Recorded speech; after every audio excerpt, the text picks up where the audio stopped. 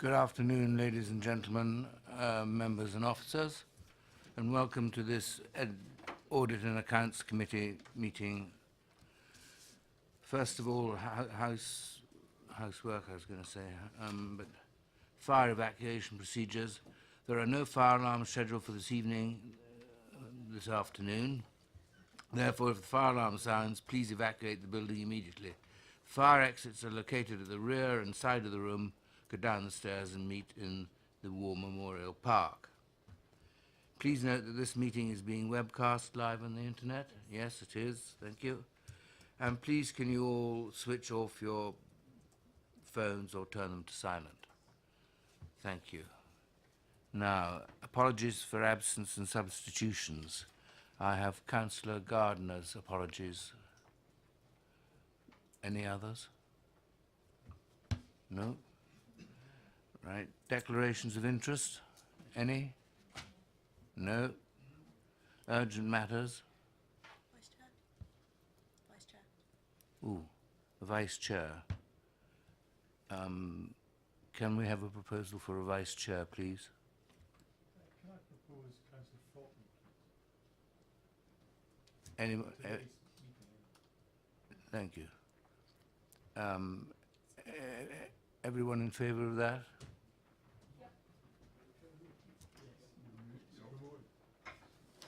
Thank you, Graham.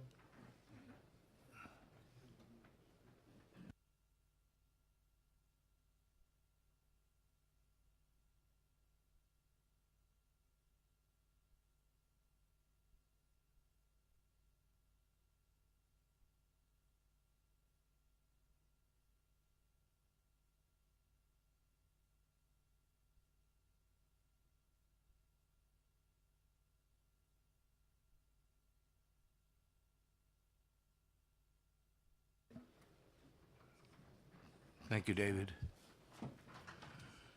Right, we'll proceed on. Minutes of the meeting held on the 11th of December 2017. Do I have your agreement to sign these? Yes, thank you.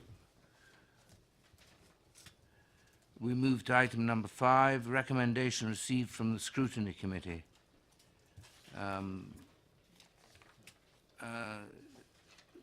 We've just got to make a recommendation, but Philip, will you fill in the background on it? Thank you.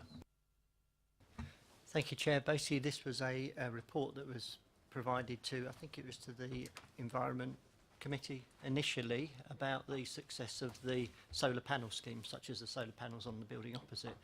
And it was looking at whether the panels had achieved the original objectives in terms of the environmental savings and the financial savings as well. And the report showed that, with the exception of one on the Brighton Hill depot, which had some, or should we say, malicious damage to it, a ball had been knocked onto it and somebody climbed onto the roof of it and then damaged the panel trying to retrieve the ball.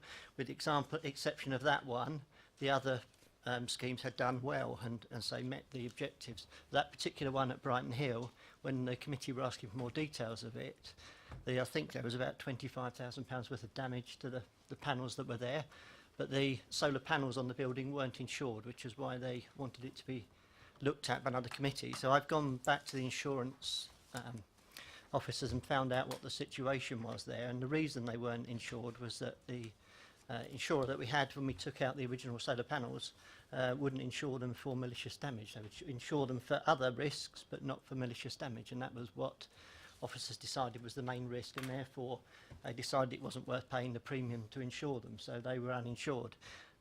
Following the damage that happened at Brighton Hill, we've gone back to the insurers because we've now changed insurers. We were with Zurich, we're now with Alliance, and Alliance have said that they will now insure them under the general properties insurance. There'll be a £10,000 excess. So we've now added them to our insurance, and we have to meet a certain number of criteria each year to make sure they're insured. So the panels are now insured, but they weren't before. So that was what I think the Scrutiny Committee, I think via the Environment Committee, wanted to understand. And then there was also a question about the procurement of the solar panels. And there was a report that was a portfolio hold report back in 2016 that basically explained that the panels were being carried out under a framework agreement with Peterborough City Council. So Peterborough City Council basically been out to tender for somebody to install solar panels, and the winner of that tender was Mears Limited, and the council was able to use the rates that they'd obtained through that tendering to appoint the contractor, and that was in accordance with ODU compliant contracts and also in accordance with the council's standing orders. So I don't think there was any problem there with the way in which that was procured. I think it was just an issue about whether it was delivered locally or whether it was delivered by a company that was effectively procured through Peterborough. So I mean, I can provide the committee with a note on that, but if you're happy with that information. Councillor Rattigan. Chair, can I just ask through you, of course, was there an increase in premiums to cover for malicious damage?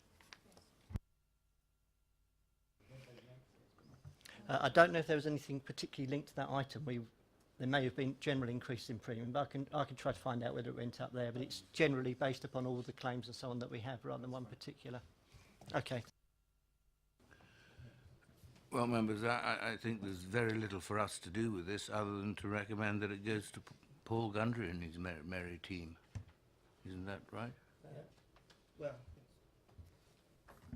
I mean, the committee can decide that they want internal audit to look at it more, but if you're happy with the information that I've given you, then I'm not sure that you need to do that. But.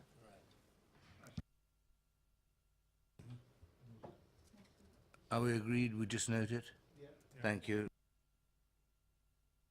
We move on to the next item, property investment strategy. Nick Green. Nick, I'll leave you to introduce the paper. Thank you, Chair. This is the 2018-2019 property, the annual property plan for the property investment strategy. Members will recall that the approved investment strategy, approved in February last year, provided that at the beginning of each year that we would bring forward an annual property plan for Cabinet approval. And this is the proposed strategy and plan that goes to Cabinet. This report is therefore for noting by this committee. The report provides a brief summary of the progress to date at section 4, that's to say progress during the course of 2017 effectively, and references some of the investment acquisitions that have gone through and been completed. It references as well the steps for the further management of the existing portfolio and the increased rent through rent reviews and lease renewals, etc., as well as the day-to-day management and dealing with tenant requests for landlord consent. It also then at sections 4.7 onwards references the initial work that has been done in relation to looking at residential investment opportunities. And then moves forward into the plan itself in section 5 and covering a raft of measures there, going through from 5.1.1, which is acquisition of further investment properties, through to the enhanced asset management, income management, investment sales, creating the balanced investment portfolio, the further work to be done and bringing forward a report for members in relation to residential investment, and a note about the governance and reporting. I hope that that will be self-explanatory for members. Clearly, if there are any questions, I'm happy to take those. Thank you, Nick. We're asked to comment on this, members. Councillor Rattigan, followed by Councillor Keating. Thank you, Chair. 4.6, there's you mentioned it yourself, 77 tenant requests for landlord consent progress. Can you just describe what that means and how it involves us as a council? Thank you. Typically, this arises out of lease agreements that we have whereby the landlord, that is to say us as landlord, we are required to respond to tenant requests which may relate to proposals that tenants have for alterations, for requests to underlet part or the whole of their properties, or for assignment of leases.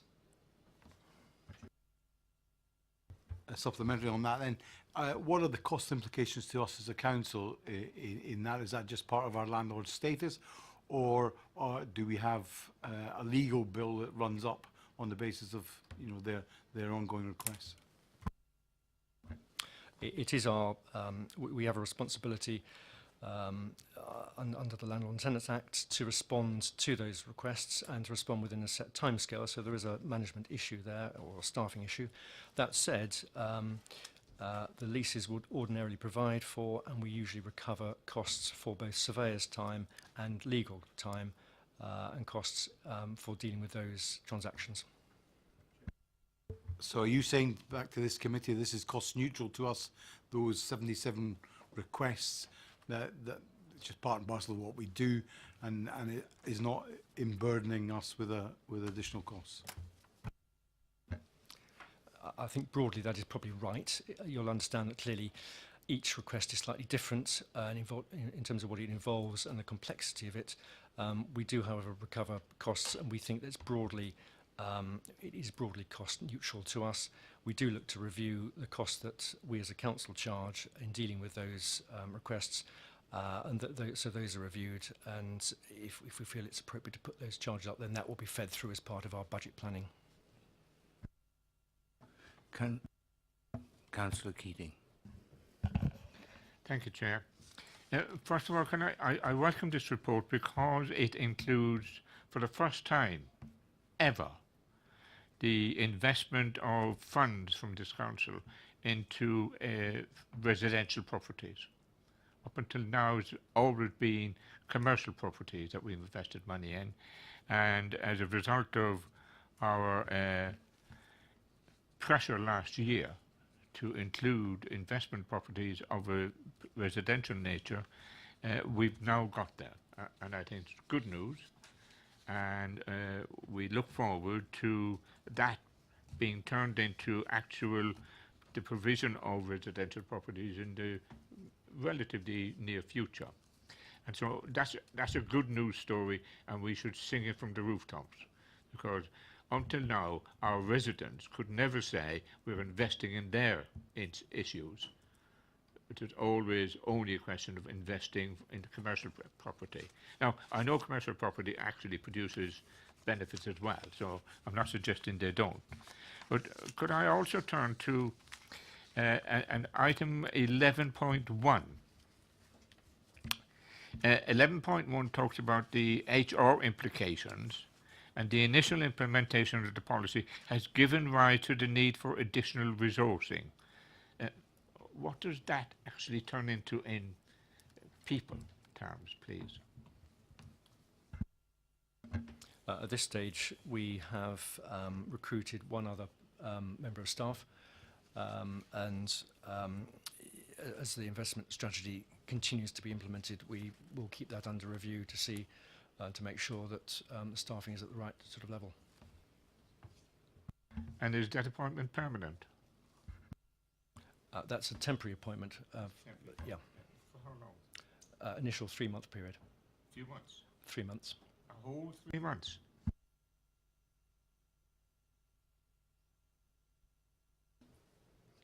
Councillor Cubitt. Yes. Hello. Just for clarification, this was when we originally had the consultants evaluate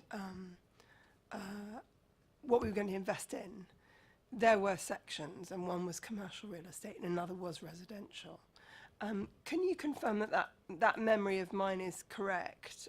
Just before we move on to the next. The initial review that Cushman and Wakefield did for us pointed to a number of areas where we needed to look at and examine our portfolio to make sure that it was balanced and doing all of what it should be doing longer term. The initial focus that they had was looking at the existing portfolio, that's to say predominantly the commercial properties that we have, and hence the emphasis on the commercial aspect rather than residential at the time. The work that Cushman's did for us highlighted the need for us to get below the skin a little bit more and to examine the portfolio and to do further asset reviews, which is included in this property plan.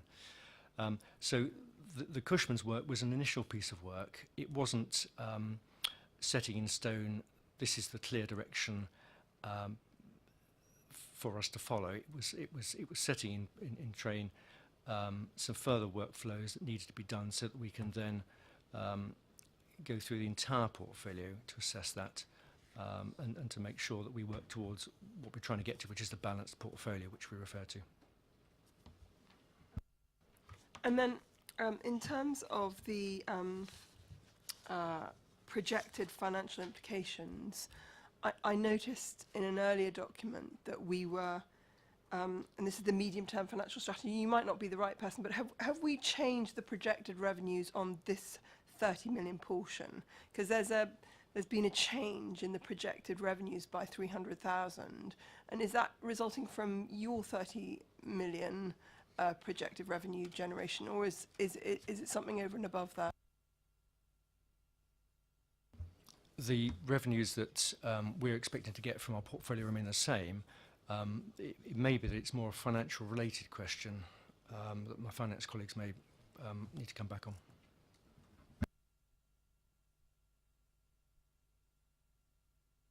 Dean, I don't know all the detail of it, but I do know that we put in there was a bid for £300,000 of costs relating to implementing the strategy as capacity funding, I think it was referred to.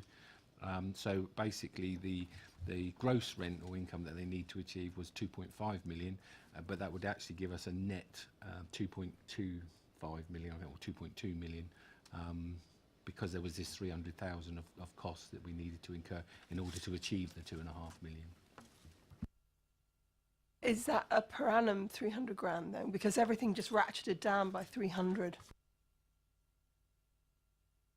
Yeah, it was put in as an ongoing, effectively an ongoing bid.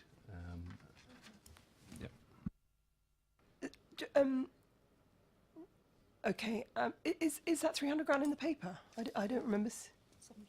Yeah. Okay.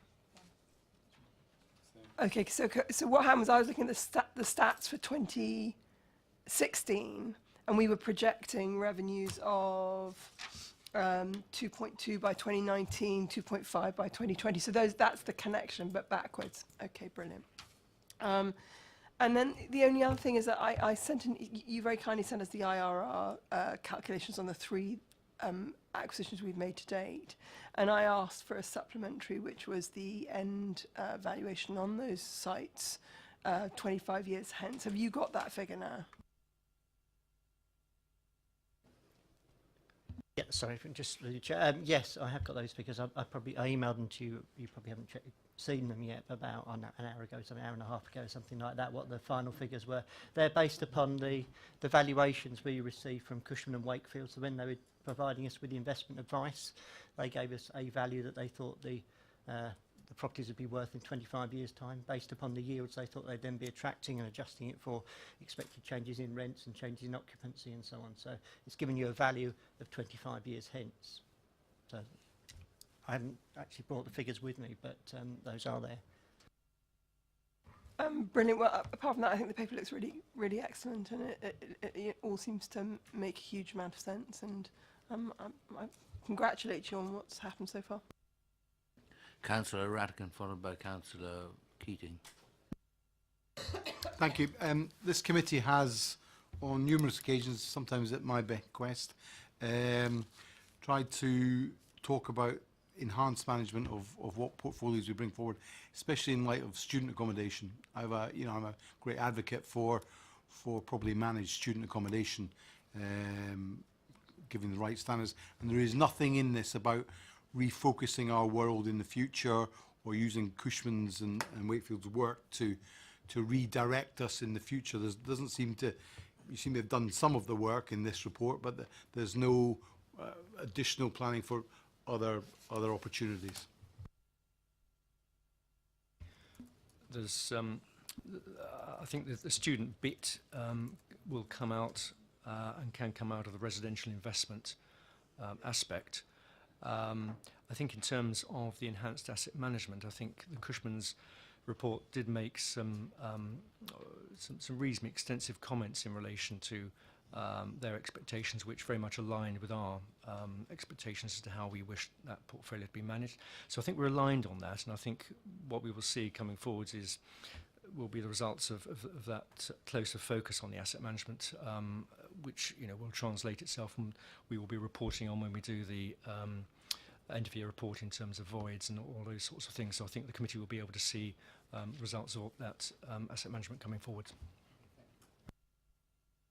Councillor Keating. Thank you, Chair.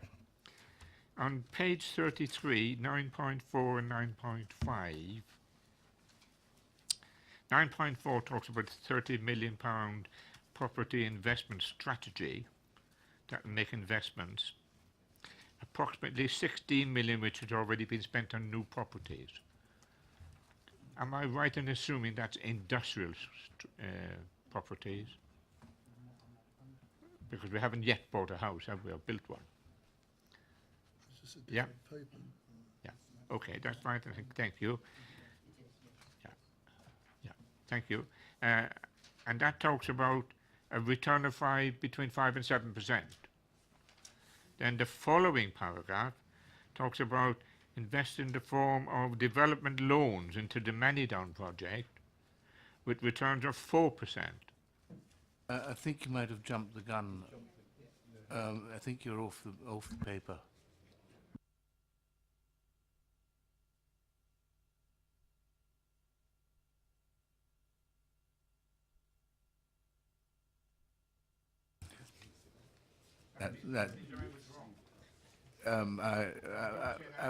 No, I'm very grateful for the admission. We'll note it.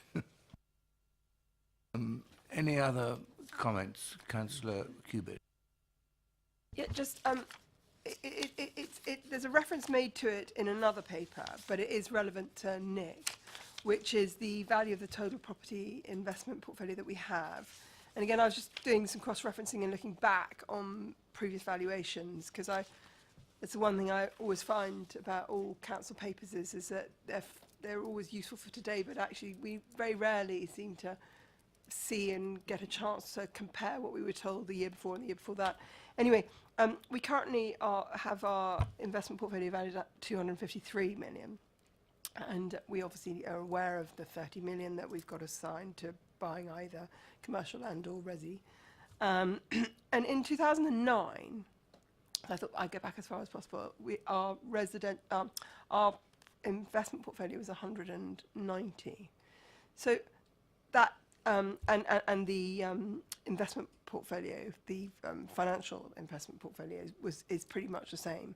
So have we, in that period, just reevaluated it, or have we also been acquiring other property investment that I'm not privy to, and or is it something to do with the Manidown aspect, which is property investment, that's increased the value of that? And I just wondered whether we're aware of what components have caused that investment portfolio to have gone up, and which is increased valuation, which is increased acquisition, and which is new properties that hitherto have not been defined as investment portfolio. I can give you a partial answer to some of that, I think, in the sense that 2009 predates me. My finance colleagues may be able to assist for the time being. I think in relation to year on year, you're right that as at March last year, we were around 253 million. We are revaluing as at the end of March this year, so there will be a new portfolio value figure in the next couple of months or so. Certainly the greater certainty in the market of Manidown, certainly within the last few years, has increased the value of that asset. I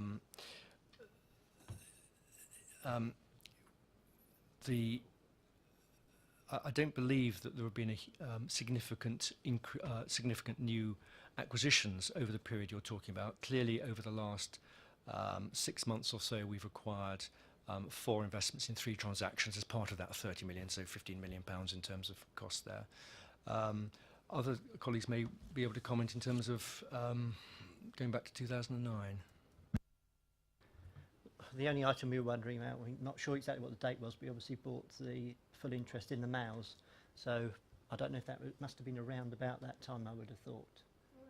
But apart from that, we haven't had any. This is the first time we've switched money from treasury management into investments, the 30 million. So the others would be each year, and obviously in the final accounts we give an explanation of a change in the value of the capital assets. So year on year, Nick, how much of our existing investment portfolio would we expect it to? I mean, obviously it's a, you know, ceteris paribus, obviously, and market conditions, etc. But how much would we expect our commercial real estate portfolio to increase in value year on year, ceteris paribus?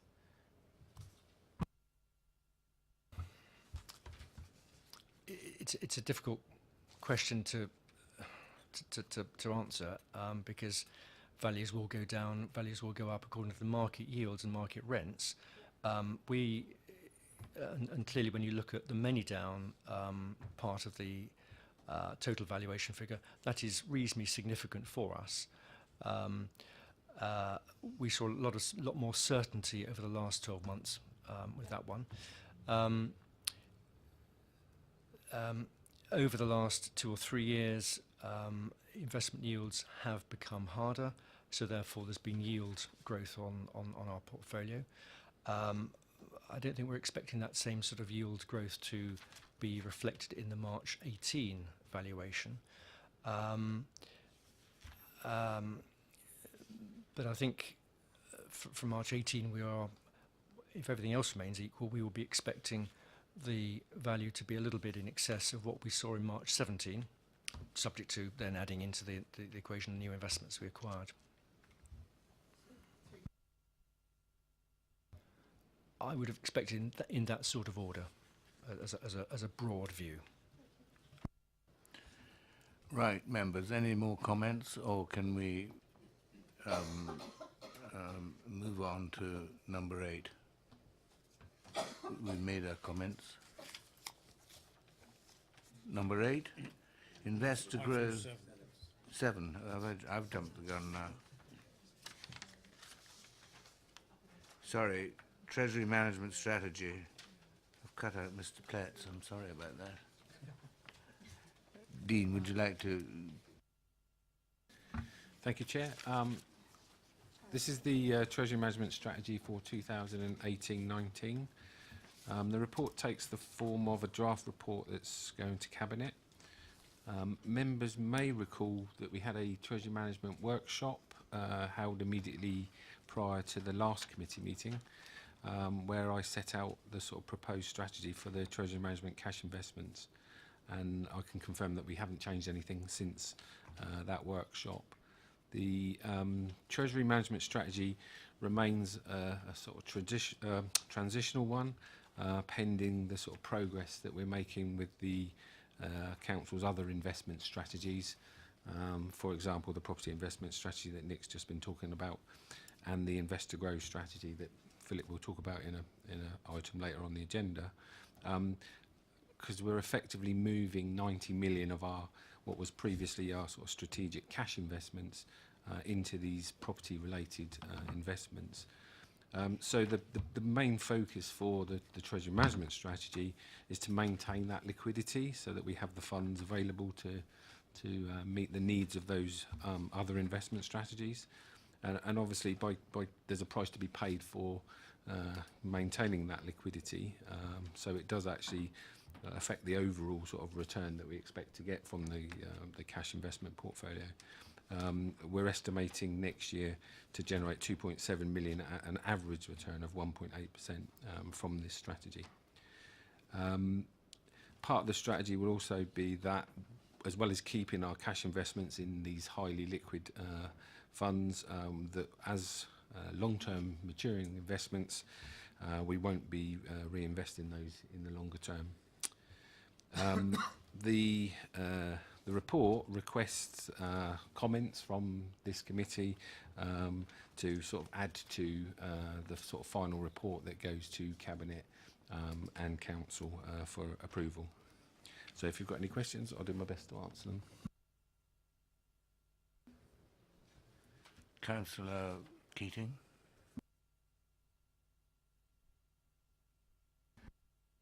Thank you, Chair. I was beginning to talk earlier about the £30 million property investment strategy and generating a return of 5 to 7%, which sounds pretty good, reasonably good anyway.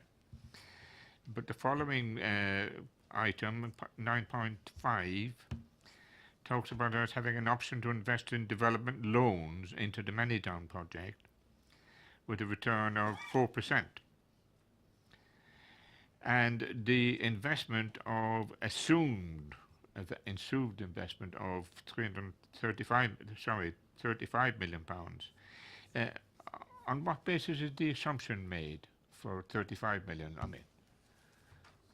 I mean, it must be based on something rational, I hope.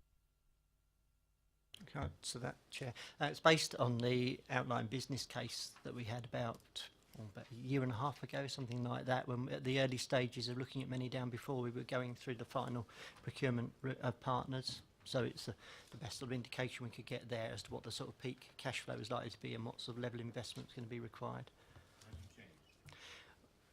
It's been revised as part of what's going on at the moment, but that will be coming forward in later reports. Anyone else? No? Right, then we'll just comments on that. That's all we were asked to do, was to comment on it. So we'll move on. Right, quickly. The blended yield on the portfolio. So we know what we used to get before we had to live with this very low interest rate phenomenon for a long time. And when we were very lucky, we had some gilts that were yielding us much nicer interest. And we know where we are with the 50 basis points now.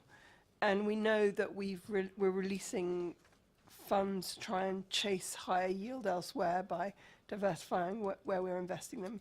But the blended yield projected, so the yield today is about am I right, 1.7%? But when we blend the 4% and the 6%, where does it get us on that portion of the investment portfolio? Well, I only deal with the treasury management cash portfolio. Obviously, Nick will be dealing with the property investment strategy. Philip's doing the investor growth strategy. What's missing, if you like, is something that brings them all together and shows the overall sort of investment portfolio. But there are some proposed changes to the Treasury Management Code and the Prudential Code, which applies across the whole of these investments, where they want councils to produce a new strategy, something called a capital strategy, that looks at everything. It looks at your capital expenditure, it looks at your investment portfolios, it looks at your treasury portfolios, loans, whatever investments that you have, and gets you to sort of make it more transparent in terms of what you're expecting to achieve from those, and what your plans are. So rather than just say looking 5 years, you need to be looking sort of 20 years or 25 years. So there's all of these new requirements which we're still waiting for the guidance to come out. They had anticipated that we would implement a new capital strategy for the start of the coming financial year, but I think they've accepted that they've left it a bit late for local authorities to implement it, because obviously most local authorities have already sent out their budget reports. Some of them have already set their budgets for next year, and it should really be taken along with the budget report, this new capital strategy. So we will be working on a capital strategy that will look to bring all of these together. But what it also probably needs is some sort of monitoring. I'm report to this committee on the monitoring of the treasury management. Nick is reporting through the monitoring on the property side. Philip is likewise on the investor grow, but there's nothing sort of bringing them all together and saying, well, look, this is what it looks like overall. So you're absolutely right. I think there is a need, and I think this new capital strategy might be a way into actually doing that.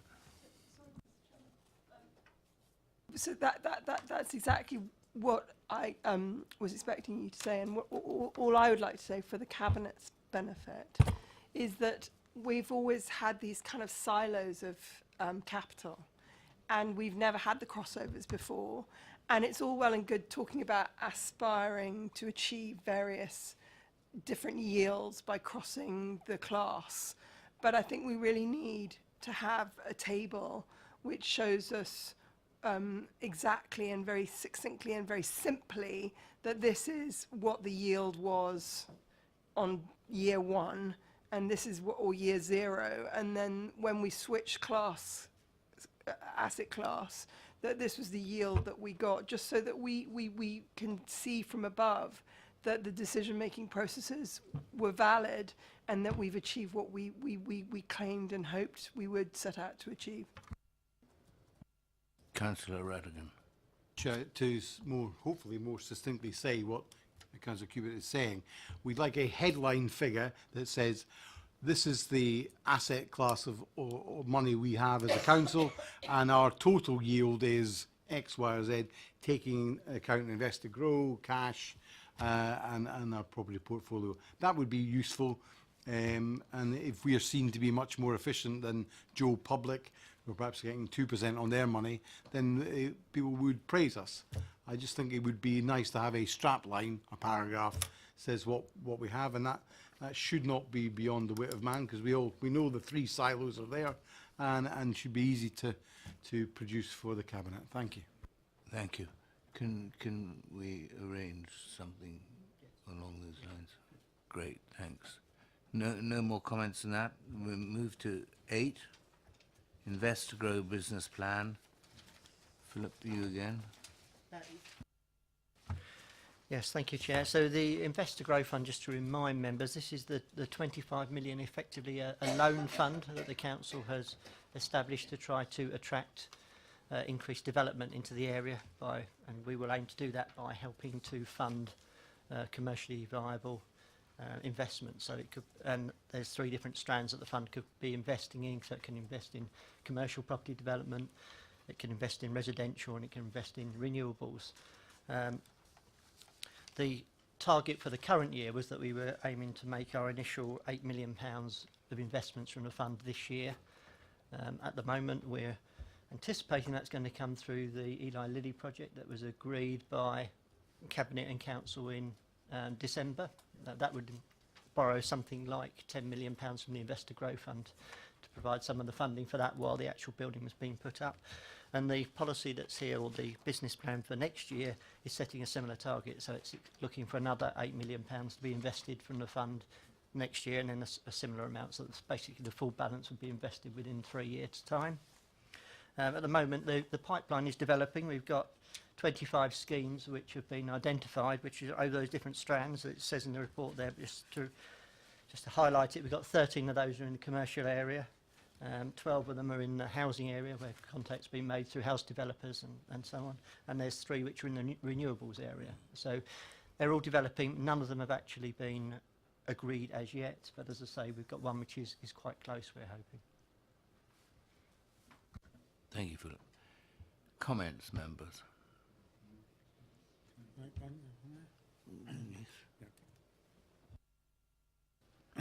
Yes, thank you, Chair. On a slightly wider point, what we've discussed so far on this agenda, very conscious that last year we were looking at £172 million or thereabouts of cash, and we're now moving to a point where we'll have 39 million having invested in various property funds, etc. On a broader point, is this an issue that we need to look at in terms of resource, personnel and organisational structure? Because we're going from a cash-based treasury management environment to much more of a property investment environment. So it's just an open question of are we okay where we're at, or have we got to do anything? I mean, that, when we were talking earlier about this 300,000, we were talking about as additional resources in the property area. That is, a review is being done at the moment, I understand, of the resources that are in property services and what needs to be there going forward to take account of the both the purchasing the new investments that we've got, but also looking at the rebalancing the existing investments that we've got. This 250 million of existing purchases. So there is money in the budget, substantial amount of money there to look at both restructuring and where we need to make external use of specialists and so on. For, you know, when we buy a particular investment, we'll go to external firms who are specialists in that area to get their advice on that. So yes, it is being thought about, and we're looking at both the structure in property and the amount of money that's available for external specialist advice. Councillor Cubitt. Just following on Councillor Faulkner's point, this reduction down to 39 million, it's actually on the medium term cash resources, isn't it? So, because we've always had that liquid element that we have flowing through our finances, and that'll remain unchanged, won't it? And that's about 60, 70 million, or thereabouts, is it? No? The short term. No, the sort of very short-term element is about 20. So if we have left effectively 40 million or 39 million, I think it is in the latest budget report, that doesn't include the sort of cash flow that we have during the year. During the year, we get a boost of cash at the beginning of the year as people pay us their council tax or business rates in advance, and then we sort of maintain that throughout the year, and then it drops away at the end of the year. So generally, I would say we'd probably have about 50 million, something like that, as a rough guide. 4 years' time. In 4 years' time, yeah, it'd be hovering around the sort of 50 million. Councillor Ratkin. My question is about how often this is going to be updated. The investment strategy is obviously dated June 2016. When are we going to see some adaptation of that? When are we going to see, interest rates have changed since we did this review? When would we expect some strategic changes to this, or is this like a Bible? It's just as is, and you have to deal with it as is. Philip. This was the actual strategies approved by council. So this is what was approved by council, as you say, back in 2016, and we did have a look at it this year as part of doing the business plan to see if there were any changes that needed to be made to that, but decided there weren't any strategic changes. But Cabinet has to agree an annual business plan within the strategy. So the strategy, I would say, should be reviewed every year, and if there's a change that needs to be made, that would be forwarded on to council, and then there'll be an annual business plan which will be updated every year as well. Chair, can I suggest, therefore, that we, as an audit committee, get the rubber stamp on this every year? Then, if you're not going to make any changes, to say it was reviewed at whatever date, and that you are content that the review of June 2016 still stands, because otherwise we're reading this back and thinking, is it still all valid? Are we sure that everything in it is still holds mustard? I just would like to have some confirmation that you've made a review on it and the date that you did that. Philip. Yeah, thank you. Yes, we'll make sure we include that then when we do the annual business plan. We'll bring it forward, and we'll have a section in there about the review of the strategy as well. Any more comments? No? Right, let's move on to certification of claims and returns annual report. Dean Platts. Oh, Malcolm Haynes, sorry. Thank you, Chair. As you say, this is our the external audit certification of claims and returns annual report for 16-17. If you go back a few years, there were an awful lot of grants from various government departments that we, as external auditors, were required to certify throughout the year. There were different deadlines throughout the year, and each grant had its own fee. So this report at the end of the year would be a fairly full document detailing lots of different grants and lots of different fees. But as time's gone on, we've really only been left with the housing benefit main grant now. So that's all we are reporting on in this report. We do this work on behalf of, but it's on behalf of DCLG, down PSAA guidance. The deadline for the claim was 30th of November, and we completed the work and issued certification on that date.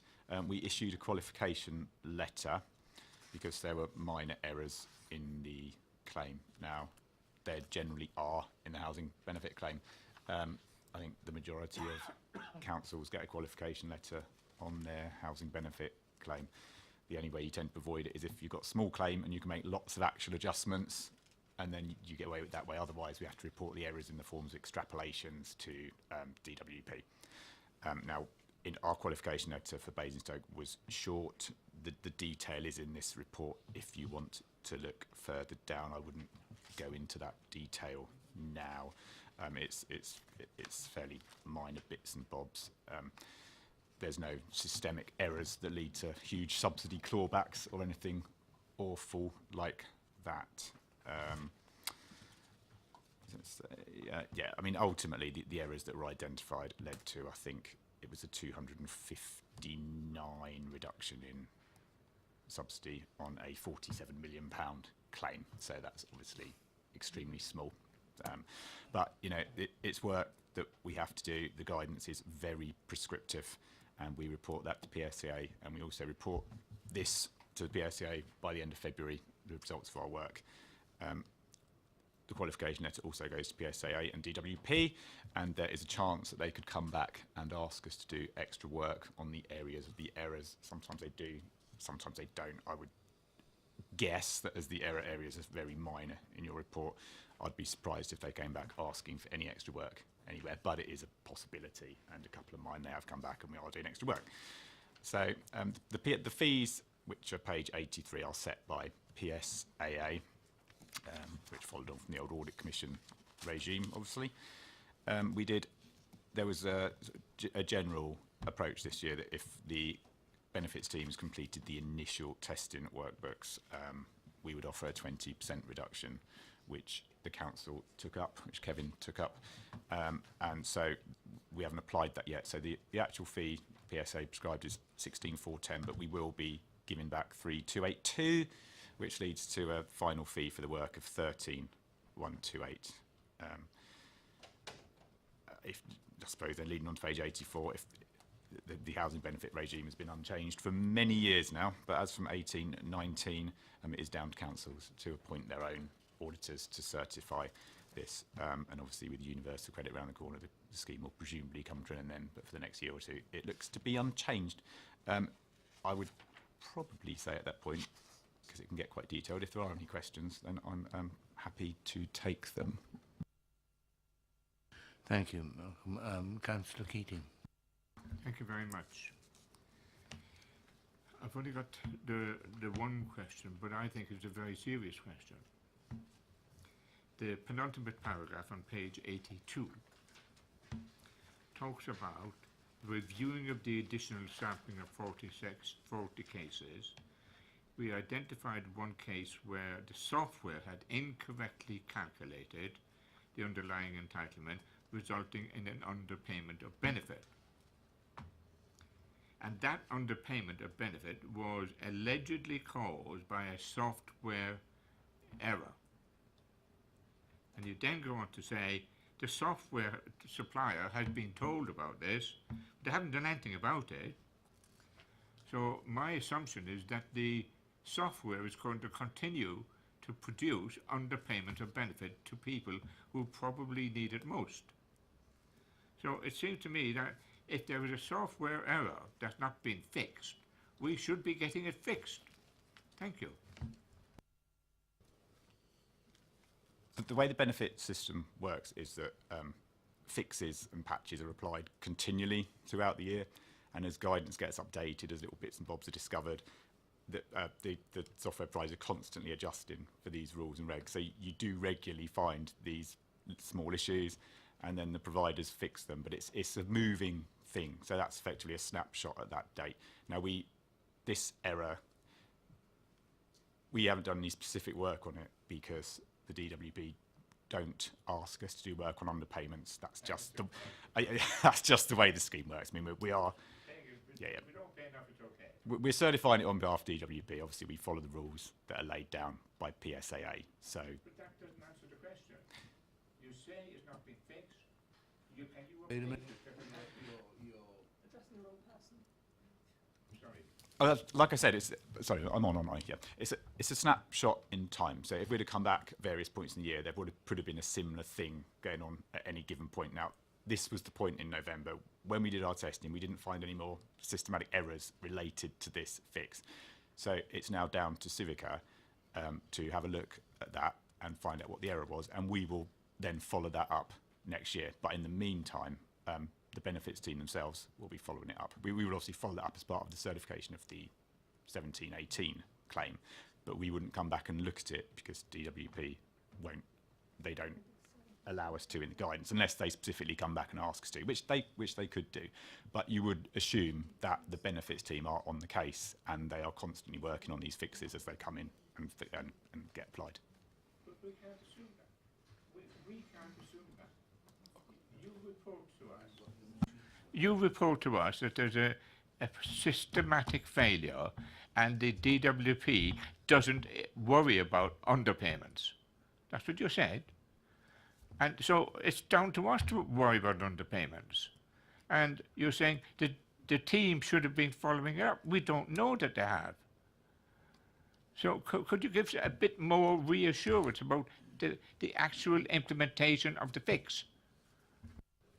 I couldn't now because we finished work on the 30th and it's a one-off annual process. But this, as I say, it happens throughout the year and fixes are constantly being applied. When we do the audit for the certification of 1718, there's a huge checklist of all the fixes that have been applied and we then have to tick those off. Obviously, we won't be doing that until August this year. So the only way, I mean, yeah, benefits and presumably internal audit are also looking at those, but that's something the council, the benefits team would have to come in here and discuss with you. So you'd have to ask directly benefits. All we do is report at a moment in time. Now, as I said, we don't report DWP underpayments to DWP because what we're certifying is the process of the subsidy that they award. It's not who deserves it. It's not the eligibility stuff. It's literally the subsidy that DWP award we are doing on behalf of those. So we don't look wider, and that's why they disregard underpayments from the audit. Obviously, your council's benefits team don't disregard underpayments, and nor do management, the council. But for the sake of this certification process, we're not required to follow up on underpayments, and that's the DWP's rules.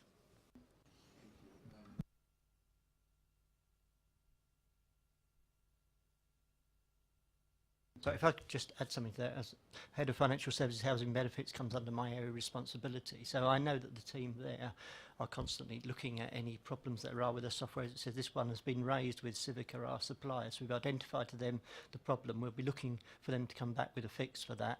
I know that in the next few weeks, the team are due to go to Civica to get their latest patch of updates that they've got to various things in the system, which will be correcting some of the errors and preparing it for the end of year and so on. So we can, I'll go back to them and find out if there's any more news on this update and what's happening with it. Thank you, Philip. Councillor Cubitt, followed by Councillor Watts.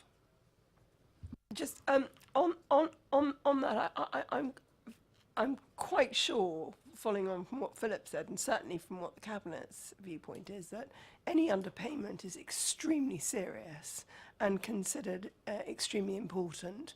And I think there was a misunderstanding on your part that because this is Ernst & Young, it's not they don't care or the DWP doesn't care about underpayments. Of course, everybody... No, he said that wasn't part of his remit. It's semantics. It's about the Ernst & Young do a certain job and this is what they do, which is completely separate from we as a council in terms of our benefits department and in terms of Philip's department. So I think there's been a misunderstanding in terms of what Ernst & Young's comment is, which is not that they don't care or that the DWP doesn't care or that we don't care or that we won't fix it. It's just that that's not part of his letter. Right. Councillor Watts, followed by Councillor Potter.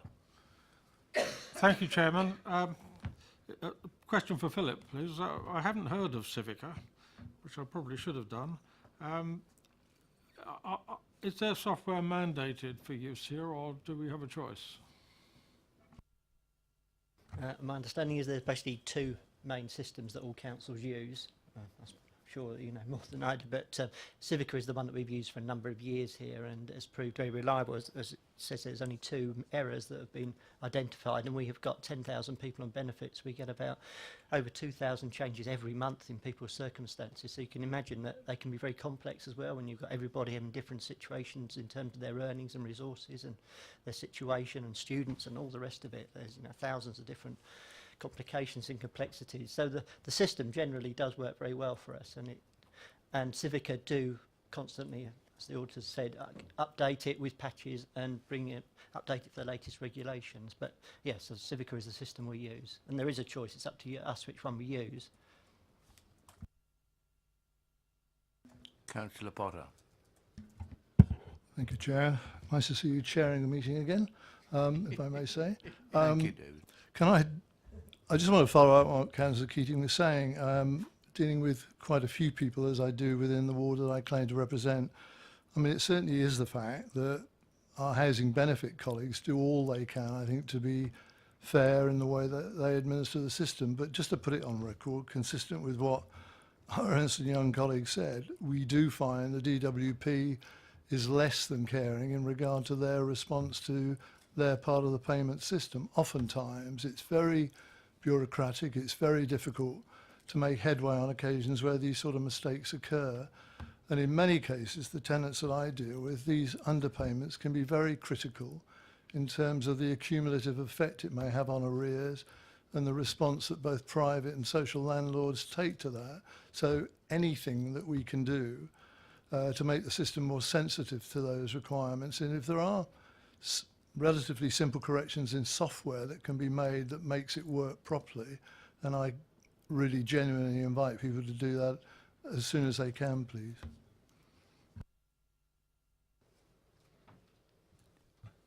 All of that, it's quite an old regime, housing benefits scheme. It does go back many years, and as auditors, it's quite odd when you find underpayments that you don't follow them up. But all we have to do for DWP is report to them the fact that they have occurred. I mean, we could get 10, 20 out of the 40 sample, but we still only report what has occurred. All we are required to do is literally check the amount of subsidy that's been awarded and if that is correct. And if it isn't correct, then the DWP will attempt to claw back or will claw back, depending upon the circumstance of the council. So that's what the scheme's about, really. As I say, as an auditor, it does feel slightly odd that you don't follow up underpayments, but that's presumably your benefits team would, and equally, you know, internal audit, if they found lots of underpayment errors, they would follow them up as well. If you had said, we found a problem in the software and we've asked your benefits people to follow it up, we'd have got a different message. I apologise about that, Councillor. That's obviously, obviously I didn't make myself clear on that. If you look further up the report, page 81, we had a similar issue last year when we signed off the audit. There was another issue where small errors were found and we didn't know why. I mean, these go overpayment and overpayments, but we have to follow the overpayments, just not the underpayments. So, okay, sorry about that. Right, Councillor Cubitt. Sorry, that's why the cost of the Ernst & Young charge is only £13,000 for the work, I would imagine. Any more comments? Right, let's move on to item 10, Data Protection Act notification of data breach reported to the ICO. Jackie, are you going to, or you want to, Kevin, you want to go? Thank you, Chair. Yeah, I just want, afternoon members, I just wanted to notify members and you, Chair, that I need to advise you that as the data breach referenced in the paper is currently with the relevant third-party regulator for consideration, it's not appropriate for a member discussion at this stage. Therefore, the item on the agenda, as it says in the report and in the summary, is for noting only this afternoon. An update will be provided to the committee once that consideration has been completed. Thank you. Wait a minute, Kevin, can you give us a bit more information on the procedure of the claim?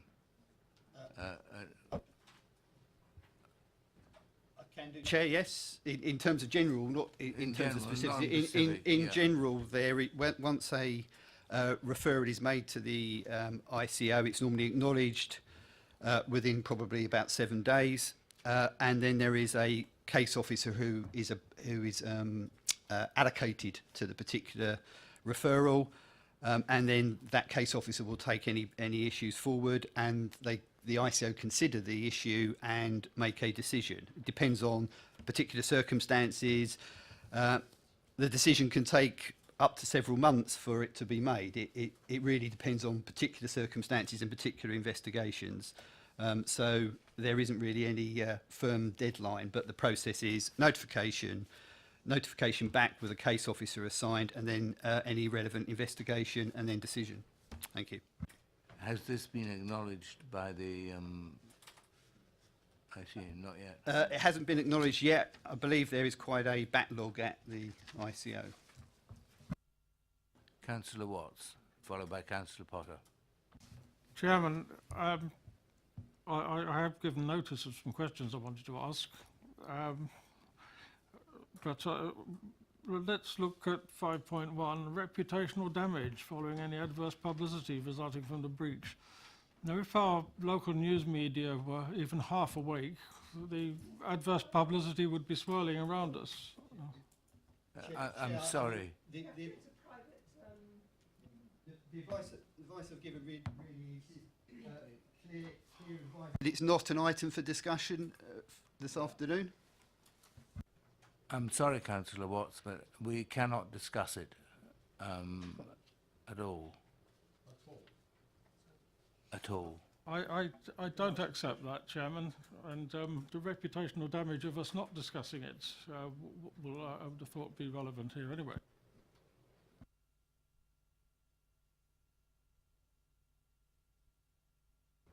Councillor Potter. I mean, I think I'm entitled just to make this point confirmed as a question, really, Chair. I mean, it seems to me this has gone into the public realm already. It's on this agenda today. Anybody could raise a freedom of information question on this already. And the point that I think we should be able to do is certainly ask some questions about it. I don't want to get into a discussion. I half expected Kevin to come along with a response similar to the one that he's given. I probably could have written it for him, but certainly it's on our agenda today, on a public agenda, and it seems to me we should be entitled to ask a question or two which is relevant, I think, to the report that we have before us. Well, I understand that the legal advice we've received is that we should not discuss it in any shape or form. In a confidential session? Yes. Is that right, Kevin? Yes, that I've had strong legal advice that, again, and as the paper says, it's a part of our process which is notifying of the referral. It's not appropriate at this stage for members to discuss it, and the report is very clear that it's a report for noting. As the report says, at a future date, members can obviously have a discussion, but it's currently with a third-party regulator for active consideration. Thank you. Councillor Potter. May I ask just one question then, and clearly you'll determine whether it can be answered or not, but can I ask who made the reference to the ICO and whether that was after consultation or not? Am I able to ask that? I don't think so. I think we've just got to steer absolutely clear of it.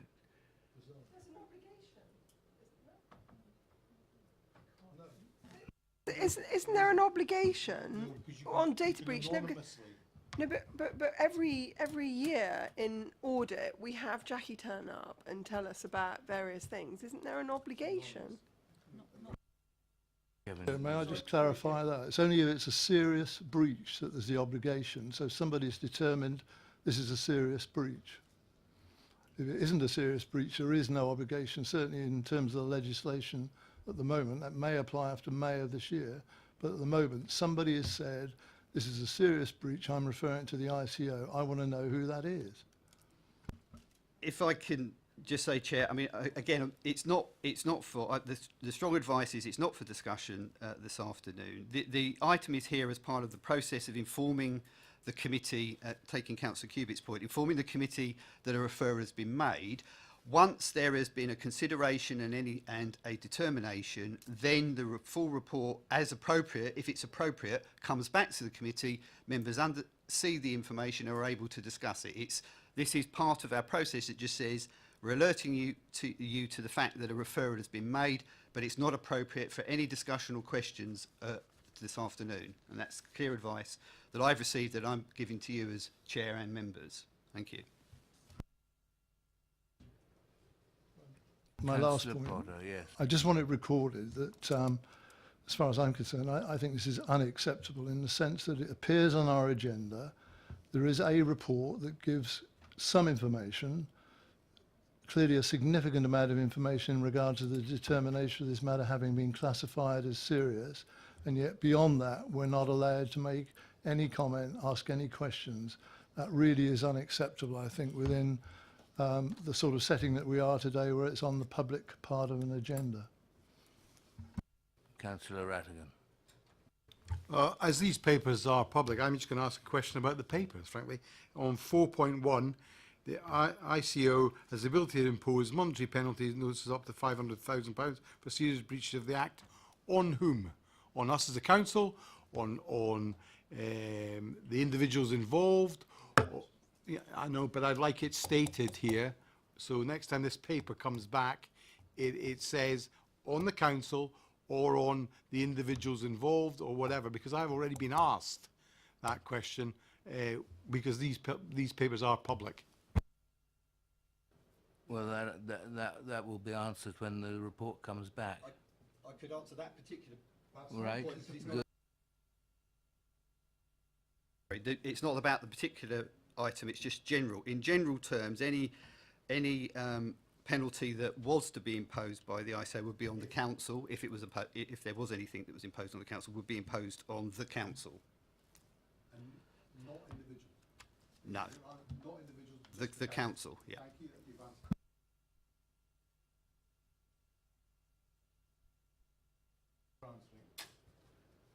Yeah, I'm afraid we have to leave it there, members. It's not satisfactory, I would agree, but we have no option.